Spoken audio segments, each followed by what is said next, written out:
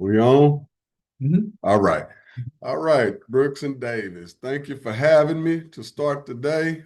What is it? Wednesday? It's 9:10. We got 9/11 tomorrow. So a lot going on. A lot going on this week in general. I know. I ain't even made that difference. Right, right. So, a lot going on. We thank you for taking just some time because I know we all busy right now. It's really been, it's hectic running and trying to take a break in the middle of the day. So I really appreciate you all allowing me to do it. Today, y'all, I think you all know me for the most part, but if you don't, my name is Mike McElroy. Um, you can call me Mike. I like the great Michael G. Davis here, but so I've been doing this. This is my fourth year. In November, I will have been in business. I left my corporate job in November of 2021. I have not been back in the corporate world, so I've been, grinding it out. I'm loving the journey, still loving the journey, and so like I said, I really appreciate these type of opportunities. Get to talk, just talk shop, talk about, if you don't know my background, I do have an insurance adjuster background. So I'm still a licensed insurance adjuster in Texas. Been one for over 20 years. So unlike, the real estate stuff, I don't have to do CE for that anymore. That's, I'm locked in, as long as I keep my background clean, all that good stuff, so I just got to pay my dues every few years and I can keep that license. So I do insurance consulting. This is kind of, I don't really pitch that a lot, but I do that because I found that it really, people do need it because, insurance companies are getting tighter and tighter with what they do, but they're taking more and more of our money. So, we need some advocates, and so I can't always guarantee something, an outcome's going to come out right. But a lot of times, as real estate folks, real estate agents, brokers, people call you with anything related to their homes. And so, if they have an insurance issue, I'd be happy to at least discuss it with them and see. I don't just come in looking for, hey, what am I going to charge for it? I usually like to see some type of results, or if I can really help them first before we start talking about any kind of compensation or anything. So I'm not that type of person. I'm not focused on, financial. I'm focused on building good relationships, and I believe the rest of that will come. Um, so just to start doing insurance and insurance consulting.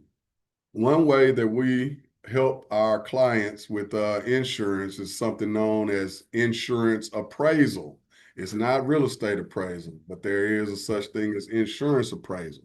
There's a clause in your insurance policy, most insurance policies, that if you and the insurance company don't agree, you can request an appraisal. Okay. Now, this is provided that there is some coverage, which I'll give you an example. If they got on your roof and they said, oh, yeah, we see a little damage on your roof, but it's not enough to warrant replacement. So we're going to write a repair for 2 squares on your roof. That's that kind of opens up the opportunity for appraisal. I did appraisal on my own house for the hurricane. I managed to prevail and finally get some money, finally got a new roof. But this is a effective, there's no way around it. It's binding. They have to, so the process is that the insurance company will have to hire an appraiser, and your client will have to hire an appraiser, or the insurer will have to hire an appraiser, which is usually where I would come in. I'd be their insurance appraiser, not a real estate appraiser. I'd be their insurance appraiser. The two appraisers then meet and discuss the findings of the claim, and then we come to a resolution on how to solve it. Okay, go ahead. Mm-hmm. For me, as a say it again, I want to make sure I heard it right. Mm-hmm. So for me as a buyer, Mm-hmm. I would hire an appraiser. I will just in this case, this is say you own the home and you had an insurance claim and they wrote the claim up, but they didn't write it fully. Mhm. Okay. And so that's where you would say, okay, I don't agree with what they did. I want to have another look at this. So I would pay for my appraiser, you, Yes, and then the insurance company would pay for their appraisal. that's I would correct. pay for that. That's correct. However, that if the two appraisers can't agree, there's an umpire involved. If it happens to go to an umpire, then both parties are equally responsible for the umpire. So I rarely have gone to umpires, but I try to also resolve it before it gets there so you don't have to incur more, more expenses. But I know this is not necessarily real estate, but we're talking about it is tied in because we're dealing with people with new roofs. We got now think about it. We got the insurance cost. If you got an older roof, you could save a little if you get a newer roof. So it is tied in. So, and then obviously your clients, they will call you because they need somebody who knows something about buildings. So I don't want to harp on that, but I just want to let you know I do insurance consulting. Um, and I do it for contractors too. So I can go write an estimate for the building, like for a room, say it was water damage. We can determine how much that's going to cost to repair that. Same thing, if when we find stuff in an inspection, we can provide an estimate. Those are really easy and rough estimates, so we don't really charge for that. But we don't just do it without, if you're in a situation where you just need to know, we could provide some information about like an estimate saying, okay, this is how much an electrician gonna take for 8 hours to, try to redo the house or whatever, rewire the house or AC unit or something. We can put something rough together. That way, so you have figures that you can actually show somebody some on paper that, okay, this is what we are requesting from you as a concession. Okay. When it comes to dealing with the insurance company? No, well, I'm saying that that's part of that insurance process, but through that process, I've learned also that works with a real estate transaction too. Because providing that estimate saying like, okay, here's an estimate for that AC unit that we think needs to be replaced. Here's an estimate for the electrical work that we might want to require or we're requesting. Gotcha. So that way you have a number, to put to that concession that you're trying to get. Gotcha. And so it's not just we didn't pull $500 out the air. We didn't pull 1,000. Here it is, and based on a widely accepted computer program in the insurance industry, in the construction industry. Okay, so A Purpose Property Inspections, A Purpose Property Appraisals.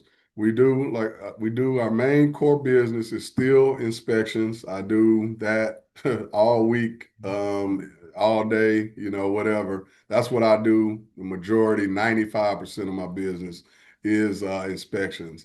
I'm seeing I gotten a lot better. I mean, you get better with time, you get, and so I've done over 400 inspections, I'm sure, and so I'd have to pull the numbers to be exact. Might be more than that, but gotten a lot better from when I first started. I'm always looking to learn, always looking to tweak it. I do have a peer group that we talk about stuff. So, I'm sure you met all of these guys out here. They all good guys. I don't got nothing bad to say about them. They help us out. They help me out. We bounce stuff off each other. So, hey, I'm not offended. If you got hey, that's how it should be, as a matter of fact. So I got nothing to say about it, but I just want to let you know I do a bang up job. It means something to me. I'm not just in it just to try to make money. It's more about, like I said, I'm more about the relationships.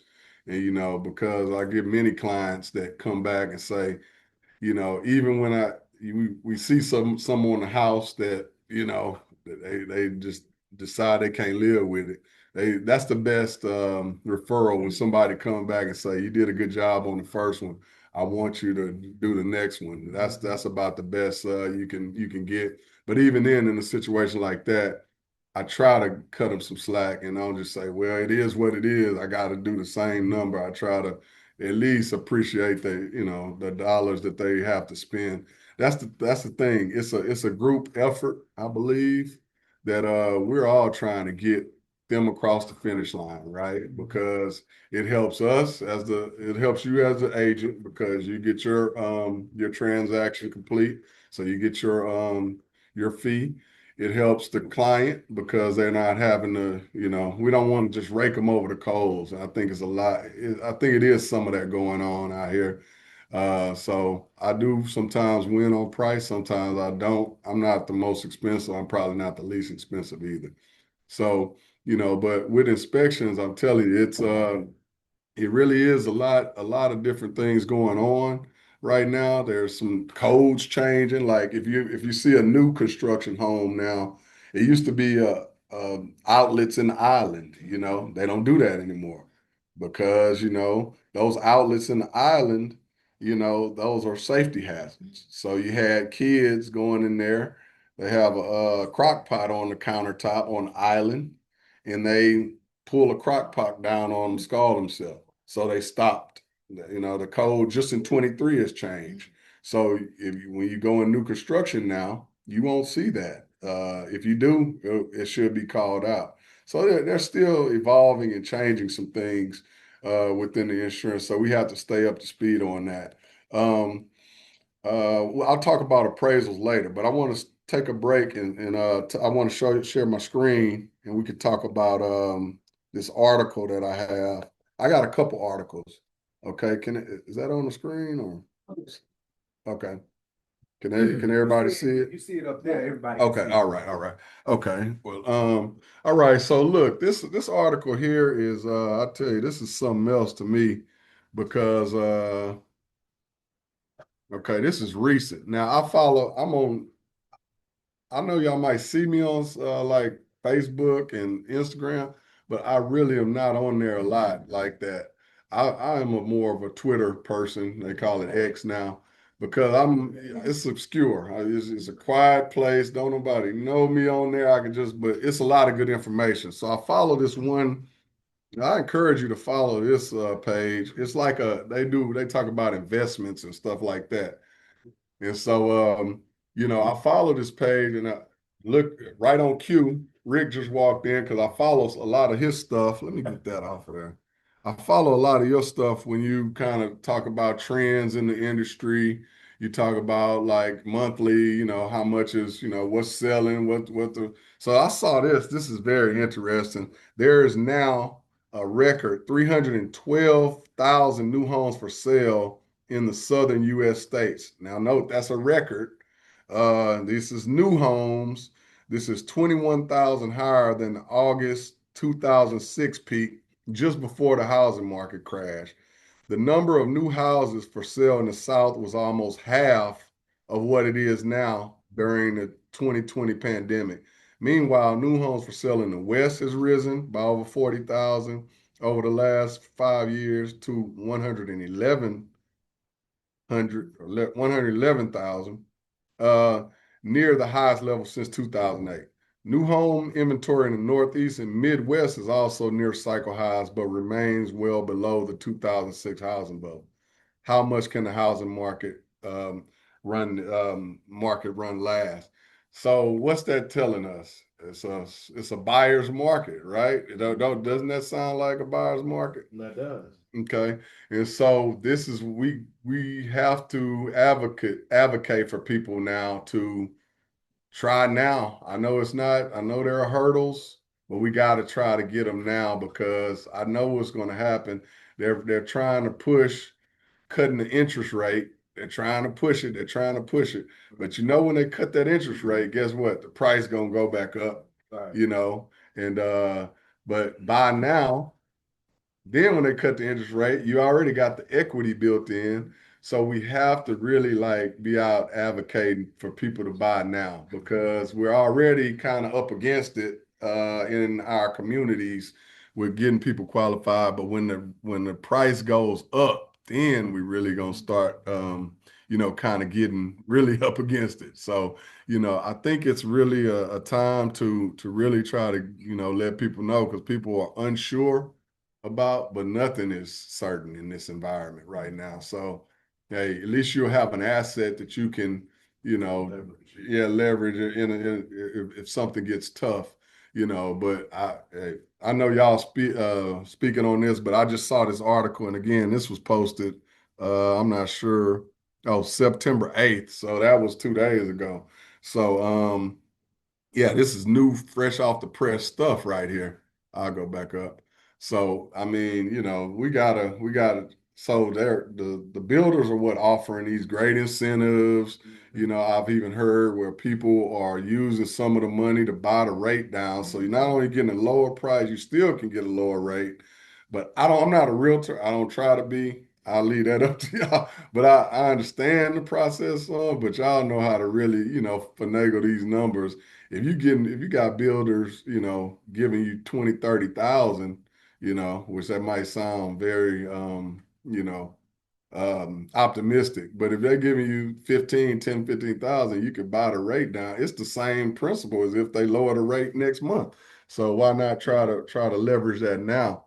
And they got the inventory. They got to get rid of the houses because they didn't overbuilt now, So that's one article. And then, like I said, I had that article pulled up when I was thinking about coming in here earlier in the week, and I saw that one. Then I come back and I see another that kind of supports the same thing. Is this the same company? Yeah, no, this is the same. That's a different Twitter page that I was on. It says 39 of the top 50 US metros have seen month over month housing price declines for the first time in history. That's so what's that? Again, buyer's market, 39 of top 50, Houston in there. I mean, we got probably what, one of the top 5 or 10 metros. So that's telling us that hey, it's some deals to be had. And if your people don't want to deal with the new, it still affects existing, Second home. right? Because people, it's more. I did see an article. I don't have it with me that it's more homes for sale in general, So even people with existing homes, they're trying to sell their homes. So it's deals to be had. I think I remember seeing either you or Brooks post where they were talking about like in Galveston and Bolivar, they got all these houses now where like vacation houses where people had, they had the houses when the vacation rentals and all that, Airbnbs and stuff was. So it's deals to be had. So we got to try to find our clients and we got to encourage them that, hey, now's the time to find your deal because, like I said, we don't know what's going to happen. And they putting pressure on the Fed to cut the rate so they could try to get in and swoop it up. So it's time. If we got people we need to get in, we need to get them in now. And so like I said, I just want to put this out here because I look at things from a different perspective sometimes. I know we all see these same things, but I'm not a realtor, so I'm not engulfed in it every day. And so I just thought it might bring a different perspective. So that's all I got on those articles. Um, as you know, I do inspections, but I also do appraisals now, real estate appraisals. Um, and so I'm gonna be transparent. I have not done like bank appraisals for like Bank of America or because I'm struggling getting in with the appraisal management companies. They have a panel.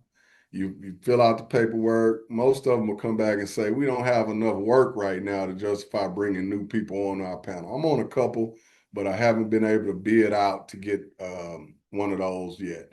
But I have done 10 to 15 appraisals just in the market where like a couple examples, someone has come contacted me. They have a probate situation. They're trying to get their, well, let's call it 5 family members to sign off on, whatever piece of equity they might have in the property.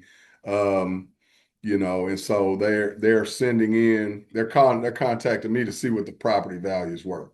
Okay.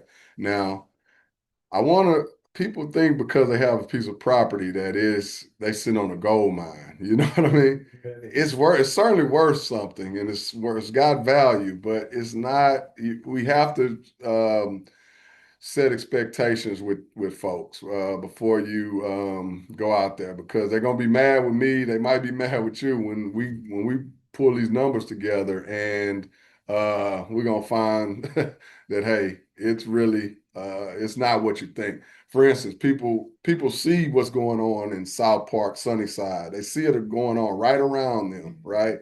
So all they see is nice new homes coming up, and so they see that, and they see their tax rate going up. So they say, "Oh man, my house is worth 350 now." You know what I mean? But no, this house it has the improvements are virtually worthless. I hate to say worthless. That's not the right term. But with depreciation and all, it's virtually not worth. It's really based on the land. Okay. And so those lots, they are, 90, 100,000, but the improvement itself is worth, let's call it 10, 20,000. So a lot of times still coming back with 115, 120, but the house next door is worth 300 because they put two duplexes over there or whatever. So I'm just throwing out, those are rough examples. So it's probably worth more than that. But so when people come to you and because everybody trying to look at a way to get off from under something that they got going, we have to set expectations. We have to set, we don't want to oversell them on stuff.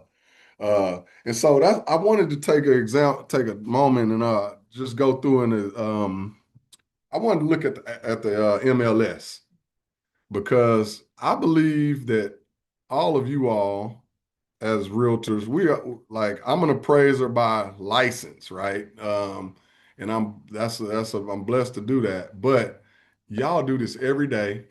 And I'm gonna take this, let me just unshare for a stop share. So y'all do this every day, right? And so y'all are in this MLS, but I want to talk about kind of some stuff that I see, when I'm going in there and messing with this stuff. And I think it's worth a discussion. Let's see.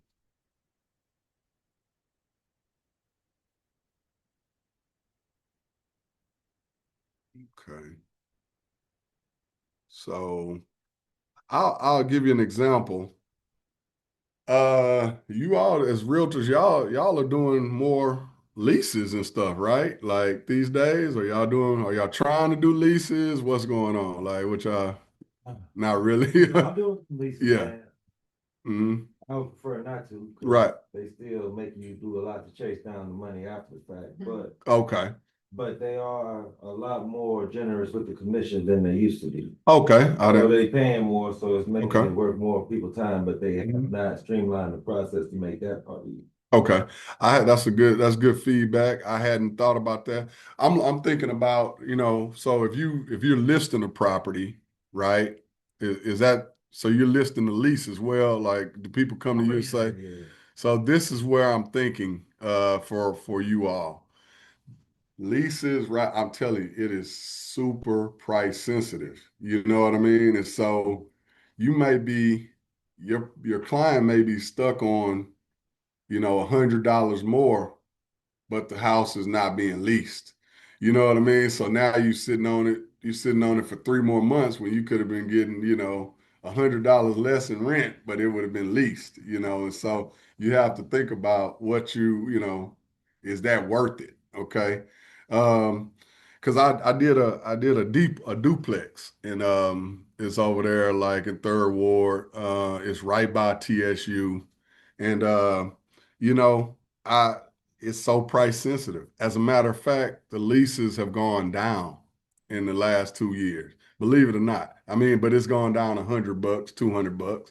But it's things sitting on the market for 3 months waiting to get leased at, let's say, $1,800, when you could have dropped it to 17, 16, 50 or something, and you got it leased, and your client is not holding a mortgage payment or whatever.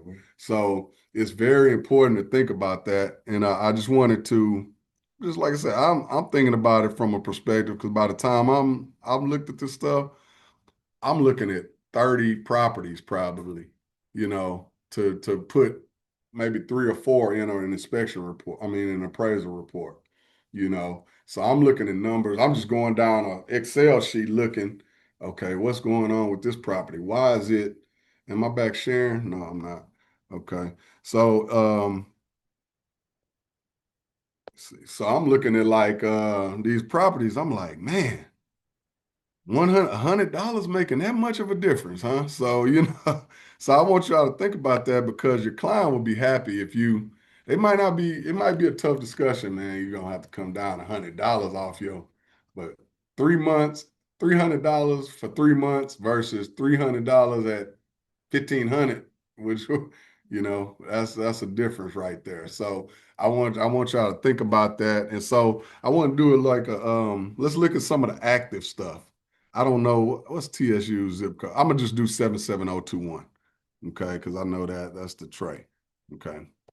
Let me see. 77021. And then I'll go in here. I'll go with because this thing, man, the MLS, it's so to me, it's really fun. Because you can slice and dice. You can do so much in there, but it does take, you have to want to go in there and do it. But you can slice and dice that thing a million times. Now, the only thing I didn't like, because I was trying to help somebody from another part of the state, and I didn't have the access to like Dallas and stuff because that's kind of weak right there. But I know you can pay for it, or some because it's restrictions on some of the stuff. But I mean, if you don't do a lot of business out there, it's not really. So, like for instance, I'll do a single family detached. I'll click that. And let's just say 3 bedrooms. And this is pending. So we're gonna look at active. These are active listings for 3 beds. I'll just do 1 mile 77021. Let's see, because it's over 5,000 matches right now. But if I do 1 mile, okay. Now let's see what it went to. It's still a bunch over there. See, active. We're looking for leases. Nothing right there.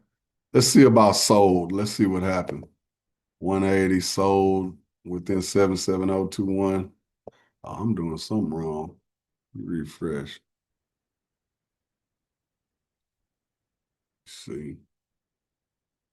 Let me just leave it like that. Active. I need an address. 201.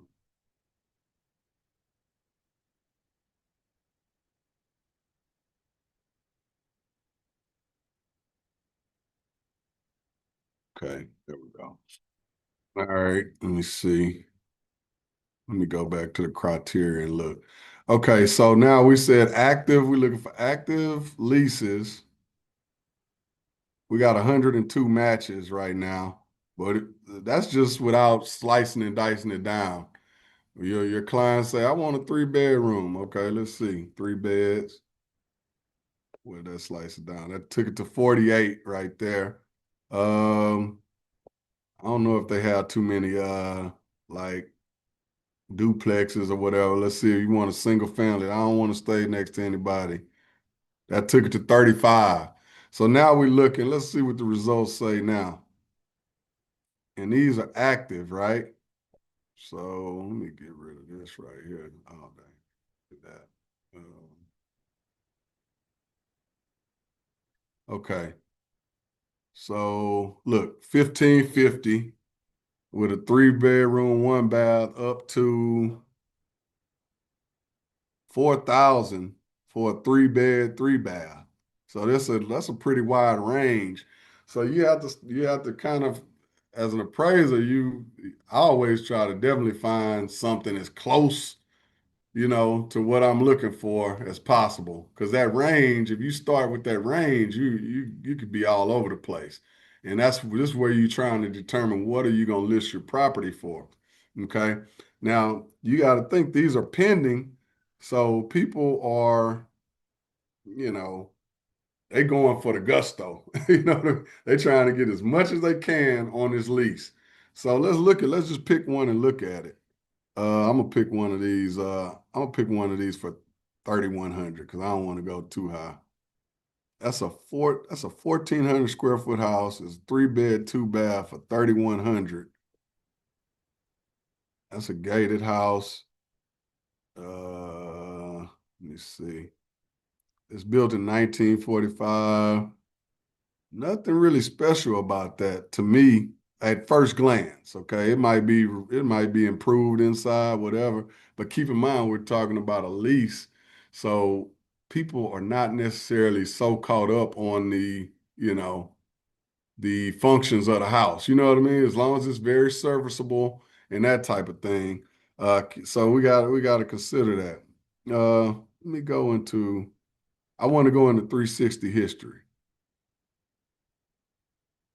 Because look, that's what you see a lot of times. You see that, okay, you go all the way down and they'll have the lease records or the lease at some point in there. So it says res, rent. So this just came on the market like yesterday, as a matter of fact. So that's what they're going in at 3,100 right there.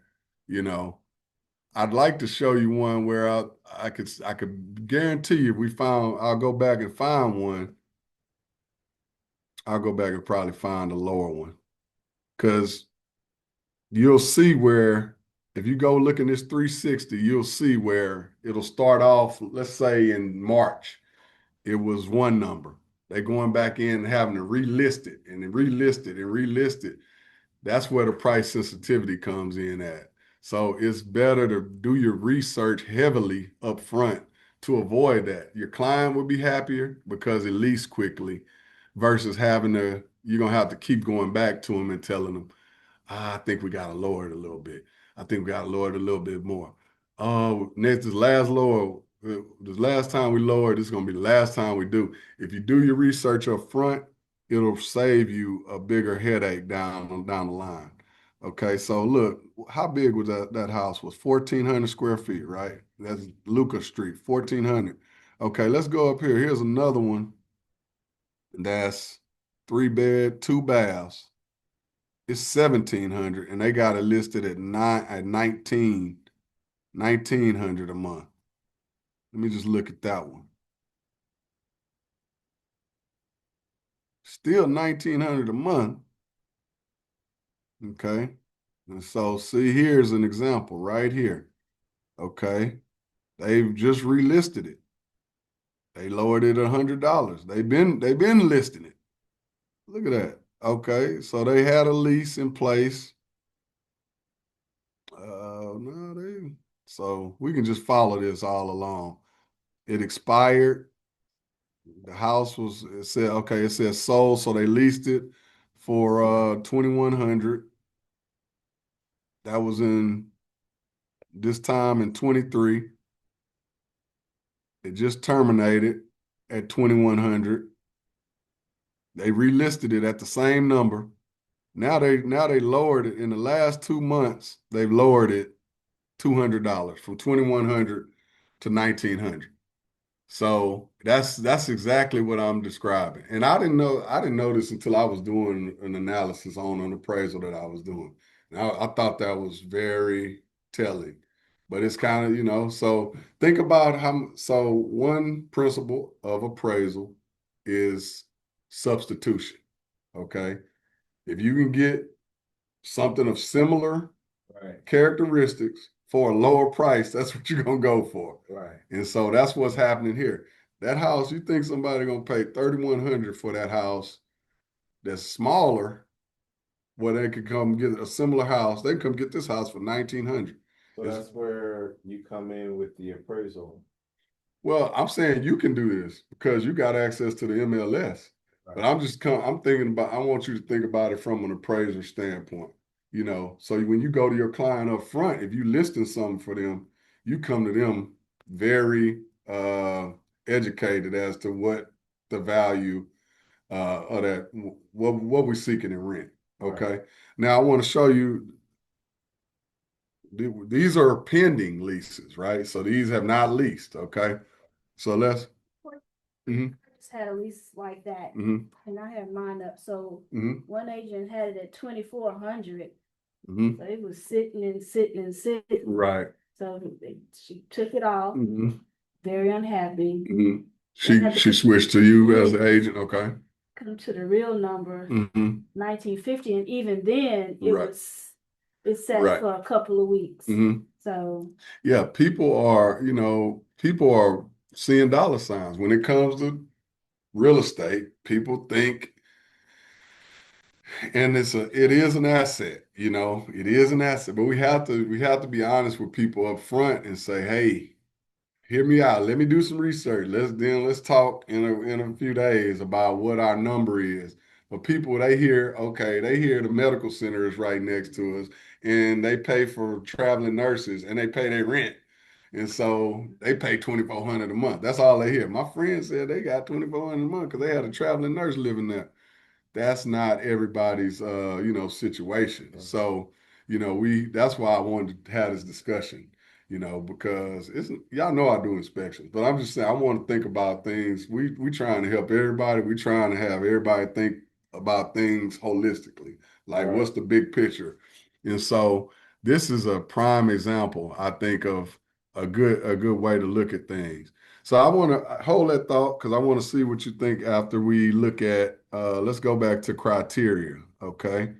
And so look, we still have that same criteria in there, but all I'm doing, I'm going to take the active off and I'm going to put sold, okay? And this is when in 180 days, that's 6 months. It's still 42.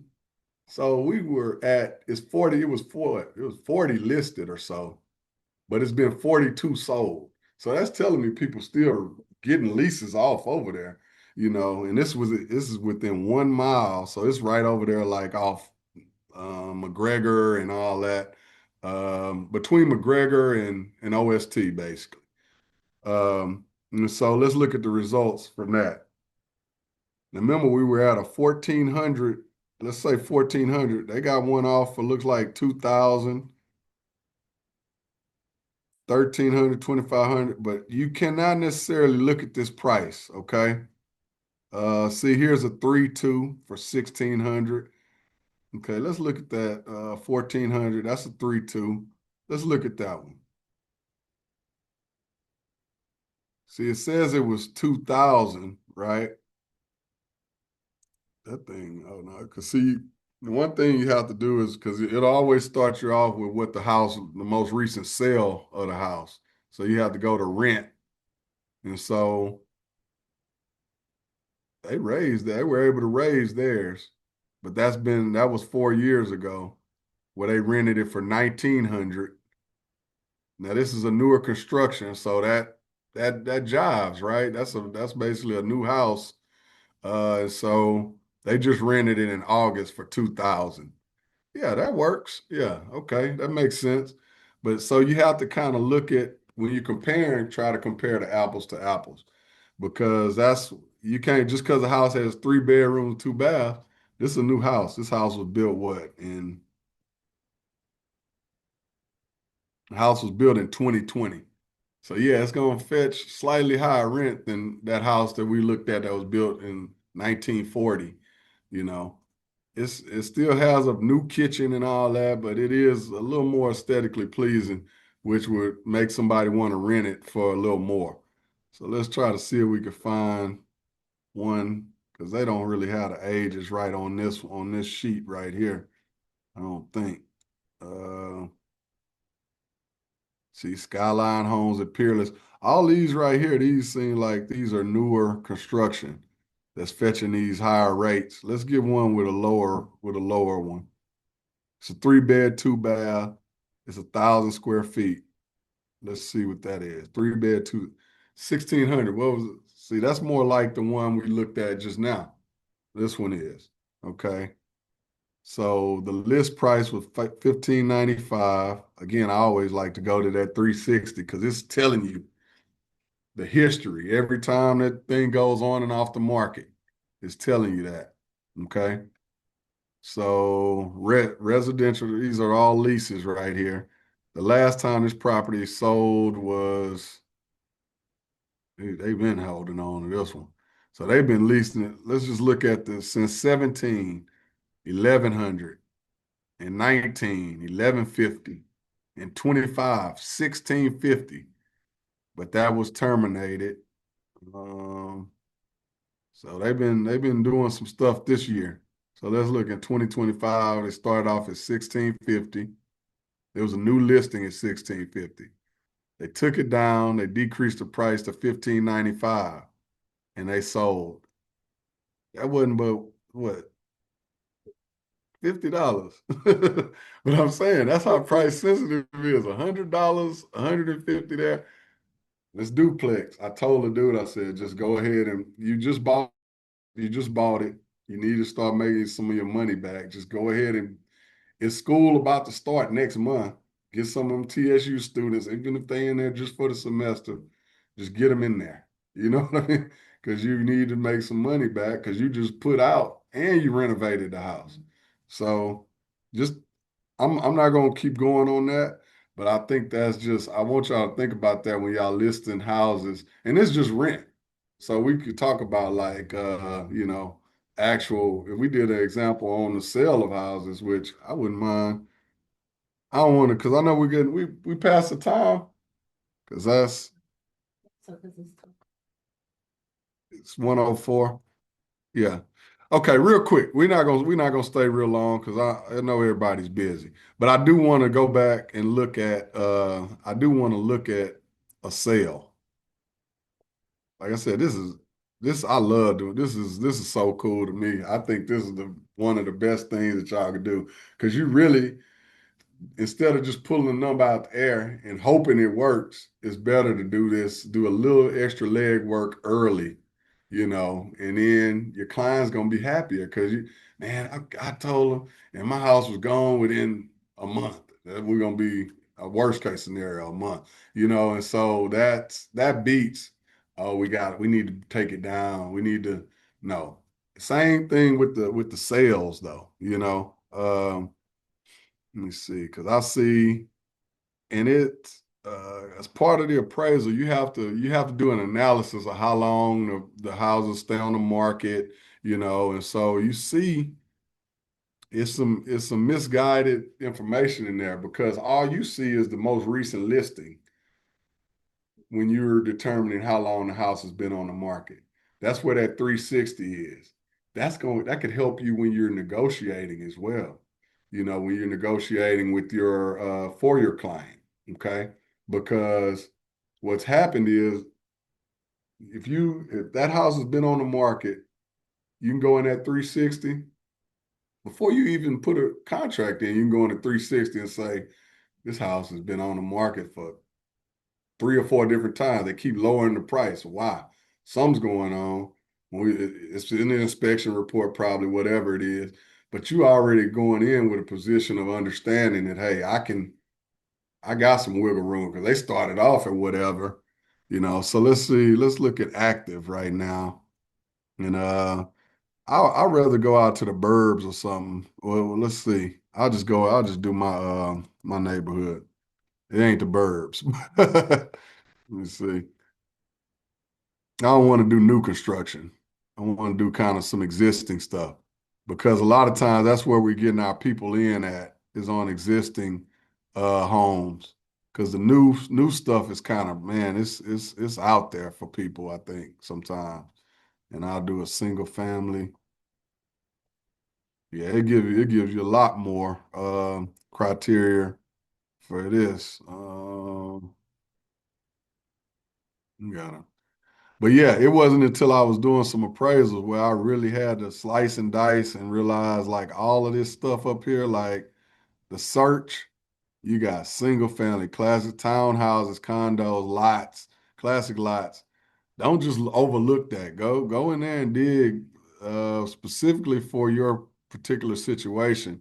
Because honestly, I was doing a duplex and I was searching it wrong. So I wasn't even getting all my results until I really dug in and found, okay, I need to go multifamily.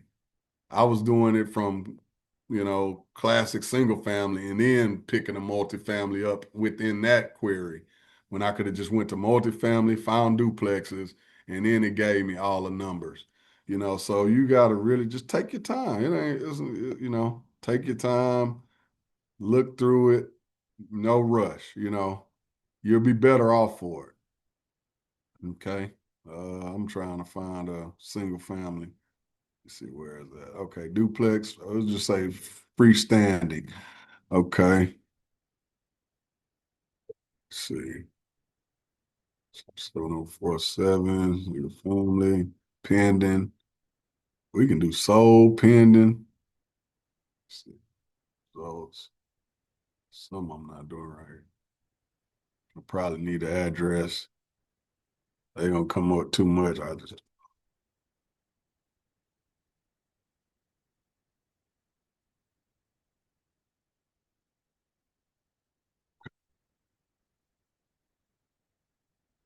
right. So 93 freestanding.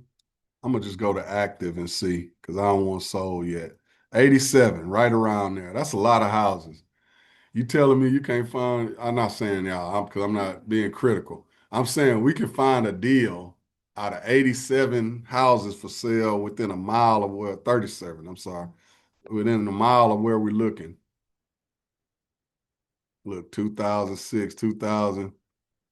So these some decent prices, 250, 230.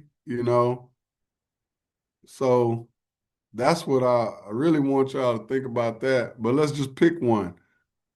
Because we can find where we go look at that 360 again, and it's gonna show you this house been on the market for a year. And you like, and I'm not saying this one, I'm just saying in general, you know. So this house it sold in 2019 for, what, 176. But see, they decreased the price. They tried to start it off at new listing at 265. They're already down to 240. So that's 20,000, 25,000 in 2 months from the new listing. So I think they have updated this now. And I think I did see a note where they updated it where, because it used to be if you decrease the price, it would take it off the market and put it back on. But now they allow you to decrease the price and it just give you, now it's showing it's on the market 44 days. You know what I mean?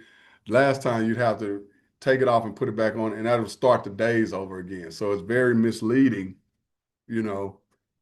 And so I found that out in my analysis. So look, that's it. I don't want to I want to keep talking because we talked long enough. But just know if I can help you with anything, whether it's inspections, appraisals, insurance, I'm happy to help. And hey, we can look at. I've done an analysis like this before because somebody needed some help. They were trying to sell a property, and the clients kept saying, I want 130 for it." And when I did my just brief analysis, it just wasn't no haps because of the improvements were not worth, what they thought they were. Basically, it's a demo. They got to tear it down, and it's just basically the lot at that point. Plus, any investor, they have to consider they're going to have to tear the stuff down, clear the lot, all of that. So they're not going to pay. They're not going to overpay for that because it's going to cost them money.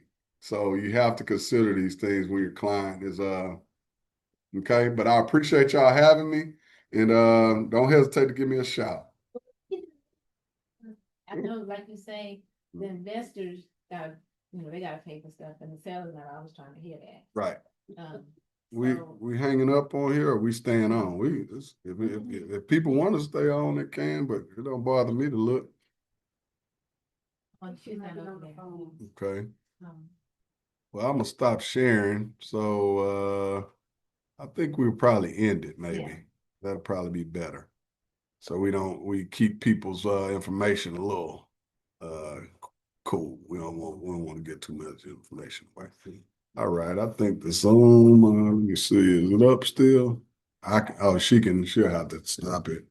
Okay, so I'm gonna leave though. I'm gonna leave there. Okay. All right. So the address is 416, Okay, and this is a sale. the house for sale, Okay. and there's a house on the property. Okay. Sellers don't really want, they come down some, they don't Okay. come down. That's I'm exactly. like, okay, okay, with the city. Right. It's anyway, 416 Finn. Okay, let me go to my criteria here. Okay. Okay. I'm gonna do like a sale. I'm gonna do an active first from what, 4-1? 4-1? No, it's only been on the market about 34 days. So Oh, what's the address one more time? 416 Okay, Finn, that we've been in. okay, okay, and that's Houston 77018. Okay, gotcha. 157. So that's what's showing is active within 1 mile right now. Oh, Active freestanding houses. Okay, so what is it? It'll